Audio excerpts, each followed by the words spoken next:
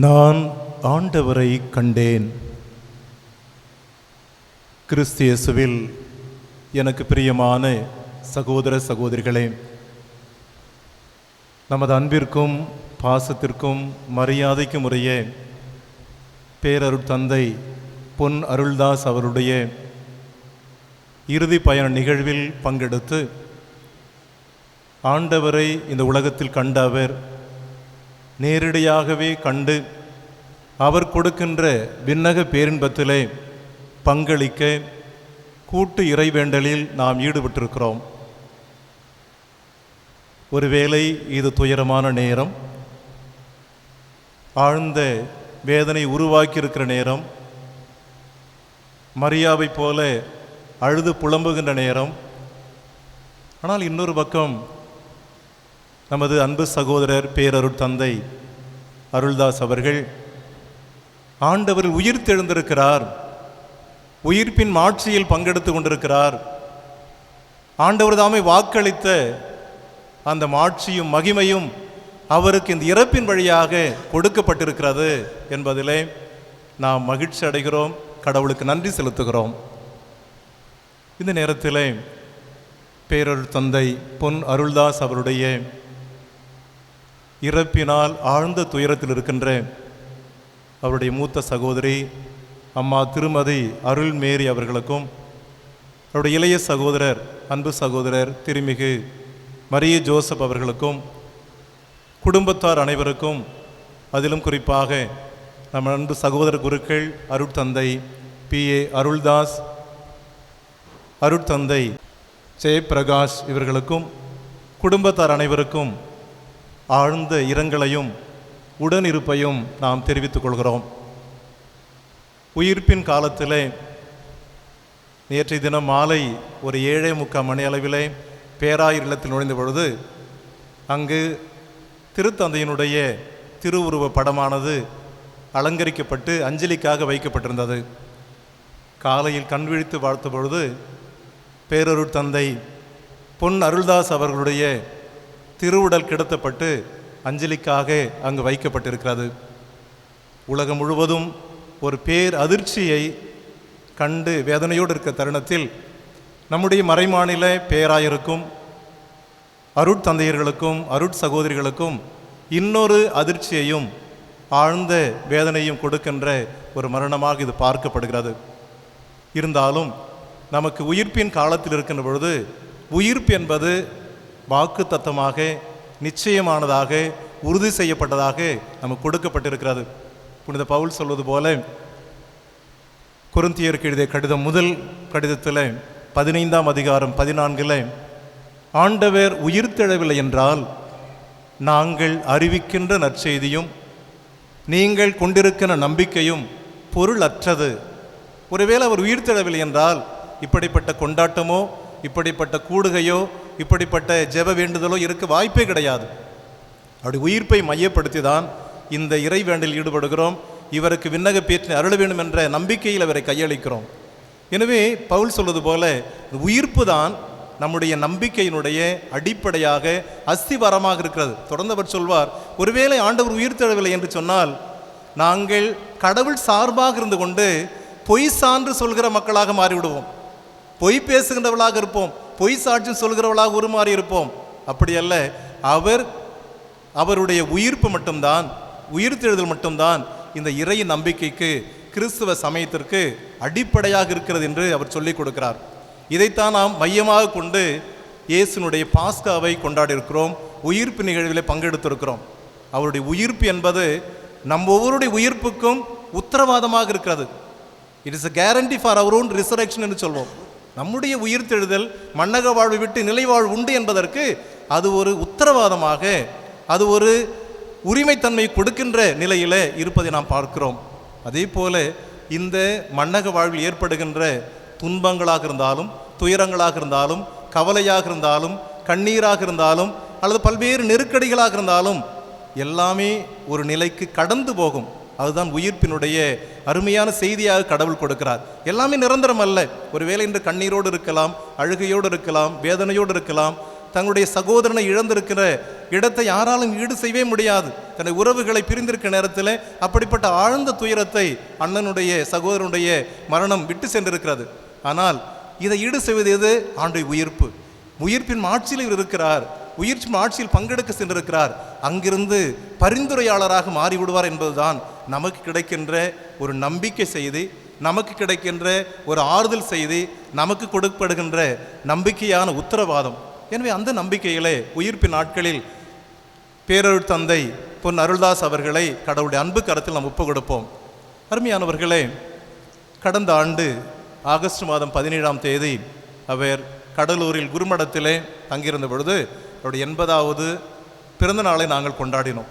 அருட்தந்தை வில்சன் எங்கே இருக்கிறார், குருமட சகோதரர்கள் இருக்கிறார்கள், அவரோடு சேர்ந்து நானும் திருப்பலி கொண்டாடுகின்ற பொழுது பேரருட்தந்தை சொன்னார்கள், நான் தான் மறையுரை நிறைவேற்ற வேண்டும் சொன்னார்கள். தம்பி, என்னை பற்றி எதையும் சொல்லாது, உங்களுடைய பிரசங்கத்தில் என்னை பற்றி எதையுமே சொல்லாது. நான் சொன்னேன், நான் உங்களை பற்றியே சொல்ல போகிறதில்ல. 50 வருஷமான குருத்துவ நிலையில் நீங்கள் வாழ்ந்த வாழ்க்கை, செய்த பணிகள் எல்லாம் எங்களுக்கு முன் அடையாளமாக இருக்கிறது, எங்களுக்கு முன்மாதிரியாக இருக்கிறது, எங்களுக்கு உந்து சக்தியாக இருக்கிறது. உங்களை பற்றியெல்லாம் நான் பேசப்போவது கிடையாது. கடவுள் உங்களுக்கும் உங்கள் வழியாக செய்த கிருபையும் தான் நான் சொல்லப் போகிறேன் என்று சொன்னேன். திருப்பலிக்கு பிறகு அவர் சொன்னார், அவர் பேசுகின்ற பொழுது, குருமட மாணவர்களே, அருமையான சகோதர குருக்களே, நான் ஒரு புனிதராக உயர்வதற்கு ஆசைப்படுகிறேன்னு சொன்னார். 80வது பிறந்த நாளில் சொன்ன வார்த்தை, நான் ஒரு புனிதராக உயர்த்தப்படுவதற்கு ஆசைப்படுகிறேன், ஒவ்வொரு நாளும் அதை நோக்கி பயணிக்கிறேன். எனக்கு கிடைக்கின்ற வேதனைகளையும் எனக்கு கிடைக்கின்ற கஷ்டங்களையும் நோய்களையும் தாங்கி கொண்டு அப்படிப்பட்ட உன்னதமான ஒரு நிலைக்கு உயர்த்தப்படுவதற்கு நான் தயாரிப்பு செய்து கொண்டிருக்கேன்னு சொன்னார். 80வது பிறந்த நாளில் அவர் சொன்ன வார்த்தை, நான் புனிதராக உயர்த்தப்பட வேண்டும். அடுத்து ஒரு சில மாதங்களில் அவருடைய நோயினுடைய தாக்கம் இருந்தது. ஒரு கால் கொஞ்சம் தேய்மானம் இருந்தது போல, துவண்டு போனது போல இருந்தது. அவர் அமர்ந்து எங்களோடு வந்து உணவருந்துவார், பேசுவார். கொஞ்சம் கொஞ்சமாக பல்வேறு நிலையிலே அவருடைய உடல்நிலை பாதிக்கப்பட்ட பொழுது நான் நினைத்தேன், ஒருவேளை அவர் புனிதராக உயர்த்தப்படுவதற்கு தன்னையே தயாரித்து கொண்டிருக்கிறார், இந்த வேதனையை அனுபவித்துக் கொண்டிருக்கிறார். ஒருவேளை இயேசுனுடைய மரணம், இயேசுனுடைய பாடுகள், இயேசுக்கு கிடைத்த அவமானங்கள், இயேசு கிடைத்த எல்லா விதமான சித்திரவதைகள் அவர் மீட்பை நிறைவுபடுத்துவதற்கு உதவியது. மீட்பை முழுமையாக்குவதற்கு இந்த பாடுகள் தேவைப்பட்டது, மரணம் தேவைப்பட்டது, துன்பங்கள் தேவைப்பட்டது, அடுத்த மனிதருடைய ஏச்சு பேச்சுகள் தேவைப்பட்டது. ஒருவேளை ஒரு சில மாதங்கள் கடவுள் இப்படித்தான் அவருக்கு இப்படிப்பட்ட நோயை கொடுத்து இதன் வழியாக அவரை புனிதராக உயர்த்தி இருக்கிறாரோ என்ற எண்ணம் கூட எனக்கு உருவானது. அன்புக்குரியவர்களே, அருமையான தந்தை அவர்கள் 81 ஆண்டுகள் இந்த உலகத்தில் வாழ்ந்திருக்கிறார்கள். 51 ஆண்டுகள் குருத்துவ நிலையிலே அவர் பணி செய்திருக்கிறார்கள். அவருக்கு யாருமே பகையுள்ள இருக்க வாய்ப்பில்லை. மிகவும் மென்மையான ஒரு தந்தை, மிக கனிவான ஒரு தந்தை, கரிசனையோடு இருக்கிற தந்தை, அதிகமாக பேசாத ஒரு தந்தை. ஒருவேளை மௌனசாமியாக அவரை பார்க்கலாம். மௌனசாமி, எல்லாரும் ஒரு 10-20 பேர் சேர்ந்து பேசி கூச்சல் கும்மாட்டம் போடுகின்ற பொழுது அமைதியாகவே இருப்பார். ஓரிரு வார்த்தைகளை பயன்படுத்துவார். நெருக்கமானவர் நிறைய பேசுவார். ஆனால் பொது இடங்களில், பொது சமயங்களில் அதிகம் பேசுவதே கிடையாது. மௌனசாமியாக இருப்பார். இந்த மௌனத்தை நான் யோசிக்கிறேன், ஒருவேளை துன்புறும் ஊழியன் எசாயா புத்தகத்தில் கத்தாத செம்மறி என்பது மௌனமாக எல்லாவற்றையும் ஏற்றுக்கொண்டது, அனுபவித்தது, சித்திரவதைகள் உள்வாங்கியது. ஆனால் அந்த மௌனம் என்பது வலிமைக்கு அடையாளம், அந்த மௌனம் என்பது உறுதித்தன்மைக்கு அடையாளம், அந்த மௌனம் என்பது திடகாத்திரத்துக்கு அடையாளம், அந்த மௌனம் என்பது அழகுக்கு அடையாளம், அந்த மௌனம் என்பது உண்மைத்தன்மைக்கு அடையாளம். வெறுமனே வெற்று மௌனம் அல்ல. பல நேரங்களில் ஒரு மௌனமாக இருந்ததை பார்த்திருக்கிறேன், மௌன சாமியாக இருந்ததை பார்த்திருக்கிறேன். இதெல்லாம் நான் உண்மையுள்ளவன், உறுதியானவன், திடகாத்திரமானவன், அழகானவன், மென்மையானவன். ஆனால் இதெல்லாம் வலிமைக்கு அடையாளம் என்பதை உறக்கு சொன்னது போல எனக்கு தெரிகிறது. அவர் பன்முகத்தன்மையுடையவர். கடவுள் அவருக்கு எல்லா திறமைகளையும் கொட்டி கொடுத்திருக்கிறார். அவருடைய கொடுங்கால் கிராமம் நான் ஏறக்குறைய பலமுறை சென்றிருக்கிறேன். பல்வேறு பணிகளுக்காக, திருப்பலிக்காக, பள்ளியின் நிர்வாகியாக இருந்த பொழுது எல்லாம் சென்றிருந்த பொழுது அவருடைய குடும்பம் ஒரு ஆழமான விசுவாசத்தை கொண்ட ஒரு குடும்பம். தந்தை பொன்னுசாமி அவர்கள் வேதியராக பணியாற்றி அந்த பகுதியில் மக்கள் விசுவாசத்தில் வேரூன்றுவதற்கு, ஆழப்படுத்தப்படுவதற்கு அவர் தன்னையே தாரை வார்த்து கொடுத்தவர் அவருடைய தந்தை. அவருடைய மூத்த சகோதரர் அருள் ஜெயம் என்பவர் ஆசிரியர் பணி செய்தவர். ஆனால் அவர் என்ன செய்தார், அந்த மக்களுடைய நலப்பணிக்காக, சமூக நலனுக்காக ஆசிரியர் பணியை தூக்கி போட்டுவிட்டு பஞ்சாயத்து பிரசிடென்ட் எலெக்ஷன் நின்றவர். அப்படித்தான் அவருடைய மூத்த சகோதரி கூட முகையூரிலே பஞ்சாயத்து பிரசிடெண்டாக அவர் தேர்ந்தெடுக்கப்பட்டவர். இப்படி ஆழமான இறை நம்பிக்கை கொண்ட இந்த குடும்பம் ஆன்மீக பணியையும் சமூக பணியையும் மக்கள் நல பணியும் ஒருங்கே செய்த அந்த குடும்பத்திலிருந்து வந்த இவர் கடவுள் பல்வேறு திறமைகளை கொடுத்து தனது பணிக்காக அவரை அழகு பார்த்தார். இந்த பேராலயத்தில் இளைய குருவாக 4 ஆண்டுகள் பணி செய்துவிட்டு உடனடியாக வில்லியனூர் என்பது கனவில் கூட நினைக்காத ஒன்று. சின்ன சாமியாராவது நேராக வில்லியனூருக்கெல்லாம் யாரும் அனுப்ப மாட்டாங்க. அப்படிப்பட்ட ஒரு காலகட்டத்தில் பேரருட் மேதகு பேராயர் செல்வநாதருடைய காலத்தில் இங்கு அவருடைய திறமைகள் வெளிப்பட்டன, அவருடைய பக்தி முயற்சிகள் வெளிப்பட்டன. பாடல் குழு வழிநடத்துவது, இசைக்கருவிகளை மீட்டுவது, சிறப்பான மறையுரை ஆற்றுவது, மக்களோடு நெருங்கி பழகுவது, எல்லாரையும் ஆற்றுப்படுத்துவதெல்லாம் அதிசயமான குணங்கள். இவைகள்தான் பேராயர் செல்வநாதர் அவர்களை அவருடைய ஈர்ப்பினாலும் கவர்ச்சியினாலும் ஒருவேளை அவர் வில்லியனூருக்கு அனுப்பியது. அவங்க வில்லியனூரில் என்ன செய்தால், இளைய குருவாகி 4 ஆண்டுகள் தான் ஆகியிருக்கிறது. இந்த 4 ஆண்டுகளிலே வித்தியாசமாக சிந்திக்கிறார். வித்தியாசமாக சிந்தனையில் இந்த இடத்தை உயிரை இடமாக மாற்ற வேண்டும், மாதாவுக்கு மகிமை சேர்க்க வேண்டும். காரணம், நமக்கு வரலாறு தெரியும். வரலாற்றில் வில்லியனூரில் இருக்கிற லூர்து அன்னையுடைய திருச்சுருவம் தான் உலகத்தளவில் அங்கே அன்னை மரியாள் லூர்திலே பிரான்ஸ் நகரில் காட்சி கொடுத்த பிறகு முதல் முறையாக அந்த நாட்டை விட்டு வெளியே ஒரு திருத்தலம் அமைகிறது என்றால், சுருவம் கொண்டு வரப்பட்டது என்றால் அது நம்முடைய இடம், நம்முடைய மண் தான். ஆனால் முதல் முறையாக லூர்தனுடைய திருச்சுருவம் இங்கு மகிமையாக வைக்கப்பட்டாலும், பல்வேறு புதுமைகளை மக்கள் கண்டு அனுபவித்தாலும், இந்த பக்தி முயற்சி எல்லாருக்கும் கொடுக்கப்பட வேண்டும், உலக அளவில் எடுத்து செல்ல வேண்டும். 4 ஆண்டுகள் தான் குருவானவர். அப்படிப்பட்ட ஒரு அபார முயற்சி எடுத்திருக்கிறார், துணிச்சலாக செயல்பட்டிருக்கிறார். ஏன் நான் வில்லியனூர் மாதா புகழை பரப்பதற்கு ஒரு சினிமா படம் எடுக்கக்கூடாது? 1978 85 ஒரு 7 ஆண்டுகள் அங்கே பணியாற்றுகிற காலத்தில் இப்படிப்பட்ட பெரிய முயற்சி எடுத்து, நாங்களெல்லாம் பள்ளிக்கூட மாணவர்கள் இப்படி படிக்கிற நேரத்தில் வில்லியனூர் மாதா படம் எங்கள் தியேட்டரில் வெளியிடுவார்கள். ஆச்சரியமாக இருக்கும். உலகத்தளவில் அன்னையினுடைய புகழை எடுத்து சென்று மாதாவுடைய மகனாக கடைசி வரையிலே அவர் வாழ்ந்ததை நாம் பார்க்கிறோம். அது மட்டுமல்ல, ஒவ்வொரு இடங்களுக்கு அவர் செல்கின்ற பொழுது இருக்கிறத அப்படியே வச்சுட்டு வரமாட்டார். ஒரு புதிய விதமாக யோசிப்பார், புதிய விதமாக சிந்திப்பார். அங்கு ஏதாவது செய்ய வேண்டும், மக்களை பக்தி முயற்சியில் கட்டி எழுப்புவதற்கு, ஒருங்கிணைப்பு செய்வதற்கு, கடவுளிடம் கொண்டு வருவதற்கு அங்கு இருக்கிற எல்லா வகையான சூழலை மாற்றி அழகுபடுத்துவார், புதுப்பிப்பார், புனரமைப்பார், கட்டி எழுப்புவார். இப்படிப்பட்ட பணிகளெல்லாம் செய்து நான் பார்த்திருக்கிறேன். கிருஷ்ணங்குப்பத்தில் அவர் ஏறக்குறைய 7-8 ஆண்டுகள் பணியாற்றுகின்ற பொழுது, அப்பொழுதெல்லாம் கல்வி பணியில் மிக நெருக்கடியை சந்தித்த ஒரு நேரம். பள்ளியினுடைய தலைமை ஆசிரியர் இருக்கிறார். அவருடைய சில்வர் ஜூப்ளி அப்பொழுது அங்கிருந்த பழைய கோவிலை தகர்த்து விட்டு பிரம்மாண்டமான ஒரு கோயிலை எழுப்பினார். நாங்கள் அப்பொழுது சொன்னோம், இங்கே பேராலயம் எழுப்பப்பட்டிருக்கிறேன்னு சொல்வோம். பெரிய பேராலயத்தை கிருஷ்ணங்குப்பத்தில் நீங்கள் கட்டியிருக்கிறீங்க. அப்படியெல்லாம் சவாலான நேரம், பணத்தட்டுப்பாடு இருக்கிற நேரம். எப்படி துணிச்சலான முடிவு எடுக்க முடிந்தது? பேராலயம் கட்டுவது ஒரு சாதாரண கிராமத்தில். நம்முடைய கர்தினால் லூர்து சாமி அவர்களும், மேதகு பேராயர் மைக்கேல் அகஸ்டின் அவர்களும், மேதகு பேராயர் சின்னப்பா அவர்களும் அந்த நிகழ்வில் கலந்து கொண்டு ஜூபிலியை கொண்டாடினார்கள். அப்படி ஒவ்வொரு இடத்துக்கும் செல்கின்ற பொழுது அந்த இடத்தையே முழுமையாக மாற்றி விட்டு வருகிற பணி. பணத்தை பற்றி அவர் கவலைப்பட்டதே கிடையாது, உதவிகளை பற்றி அவர் எதிர்பார்த்தும் கிடையாது. கடவுளுடைய பராமரிப்பின் மீது நம்பிக்கை வைத்து எல்லாவற்றையும் பெற்று எல்லா இடங்களிலும் அவர் ஆலயங்களை புதுப்பித்தார், அங்கிருக்க அமைப்புகளை புதுப்பித்தார், மக்களை புதுப்பித்தார், மக்களை பக்தி முயற்சியில் கட்டி எழுப்பினார். அப்படிப்பட்ட பன்முகத்தன்மையை அவர் மக்களுடைய பணிக்காக, ஆண்டவருடைய பணிக்காக அவர் பயன்படுத்தியதை பார்க்கிறோம். வில்லியனூருக்கு அடுத்து நங்காத்தூருக்கு செல்கிறார், அங்கும் வித்தியாசமான பணிகள். சத்தியமங்கலத்துக்கு செல்கிறார், அங்கும் பக்கத்தில் வேலந்தாங்கலில் பிரச்சனை இருக்கிறது, அந்த பங்கையும் சேர்த்து பெரிய பங்கு, 2 பங்கையும் சேர்த்து பார்க்கிறார். கிருஷ்ணங்குப்பம் பெரிய பங்கு. அதனையடுத்து நெய்வேலியினுடைய பங்கு தந்தையாக மறைவட்ட முதன்மை குருவாக இருக்கிறார். காரைக்காலிலே மறைவட்ட முதன்மை குருவாக பங்கு தந்தையாக இருக்கிறார். குருசுப்புக்கு வருகிறார். செஞ்சியிலே மறைவட்ட முதன்மை குருவாக பங்கு குருவாக இருக்கிறார்.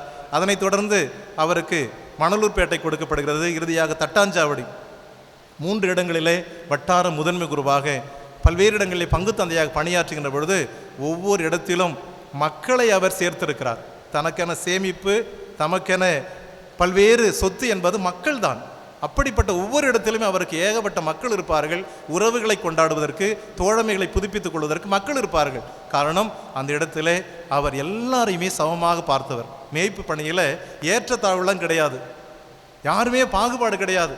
எல்லாரும் பார்த்து சிரிப்பார், புன்முறுவல் பூப்பார், கடின முகத்தோடு வர இருப்பார், கடின வார்த்தைகளை பயன்படுத்த மாட்டார், யாரையும் புண்படுத்துகிற சொல்லை உபயோகிக்கவே மாட்டார். யாராவது கொடுத்தால் கூட வாங்கி கட்டி கொண்டு அமைதியாக பார்த்து சிரித்து கொண்டே இருப்பார், அமைதியாக உள்வாங்கி கொண்டே இருப்பார். எனவே மேய்ப்பு பணியில் எல்லா பங்குகளிலுமே அவர் மக்களை சாதுரியமாக சாந்தமாக வழிநடத்தி கடவுளுக்கு சொந்தமாக இவர்களை எல்லாம் மாற்றியிருக்கிறார். அதோடு அவர் கல்வி பணியாற்றியிருக்கிறார். சொன்னேன், கிருஷ்ணகுப்பத்தில் தலைமை ஆசிரியர். அவர் தன்னுடைய சொந்த முயற்சியினால் காரைக்காலில் ஆசிரியர் பயிற்சி பள்ளி, கல்வியியல் கல்லூரி இதெல்லாம் நிறுவி ஏழை எளிய மக்கள் முன்னேறுவதற்கு அவர் உழைத்திருக்கிறார். இப்படி கல்வி பணி, ஆன்மீக பணி, சமூக பணி, மேய்ப்பு பணி எல்லா பணிகளிலும் அவர் மையப்படுத்தியது தன்னை அல்ல, தன் திறன்களை அல்ல, தனக்கு கொடுத்த ஆற்றலை அல்ல, தனக்கு கொடுத்த பல்வேறு சுகங்களை அல்ல. அவர் மண்டியிடுவது அன்னை மரியாளிடம், அன்பு தந்தை சூசையிடம், இன்னும் கேட்டால் அந்தோணியாரிடம். அந்தோணியார் பக்தி வார செவ்வாய்க்கிழமை காரைக்காலில் எங்கே சொரக்கால்பட்டில் இருக்கிற அந்தோணியார் கோயில் தவறாமல் சென்று விடுவார். அந்தோணியார் மீது அப்படிப்பட்ட பக்தி. எனவே இப்படி புனிதர்களுடைய தோழமையிலும் அவருடைய பரிந்துரையில் நம்பிக்கை வைத்து அவர் இந்த குருத்துவ பணியை நிறைவேற்றியிருக்கிறார். இறுதியாக நம்முடைய சகோதரர்களுக்காக ஆன்ம குருவாக பணியாற்றுகிற காலத்தில் கடலூர் வட்டார குருக்களுக்கு அவர் ஆன்ம குருவாக இருந்திருக்கிறார். நம்முடைய சகோதரர்களுக்கு மட்டுமல்ல, அங்கிருந்த இளைய தந்தையர்கள் அங்கு அவரிடம் ஒப்புரவருட்சாதனம் பெறுவதற்கு, ஆன்மீக ஆலோசனை பெறுவதற்கு கடவுள் 2 ஆண்டுகள் அவரை மேன்மையாக பயன்படுத்தினார். அப்படிப்பட்ட நிலையில்தான் தந்தை அவர்கள் தனக்கு கொடுத்த எல்லா திறமைகளையும் கடவுளுடைய புகழுக்காக, ஆண்டவருடைய மகிமைக்காக, அன்னை மரியாளை உயர்த்துவதற்காக, திருச்சபையின் புனிதர்களை கண்டு பாவிப்பதற்காக அவர் செலவழித்திருக்கிறார். இன்று ஒருவேளை இந்த இழப்பு பாஸ்கா காலத்தில் நிகழ்ந்திருக்கிறது. ஆனால் கடந்த 3 நாட்கள் அவர் இயேசுனுடைய பாஸ்கா மறைபொருளை பங்கெடுத்திருக்கிறார்.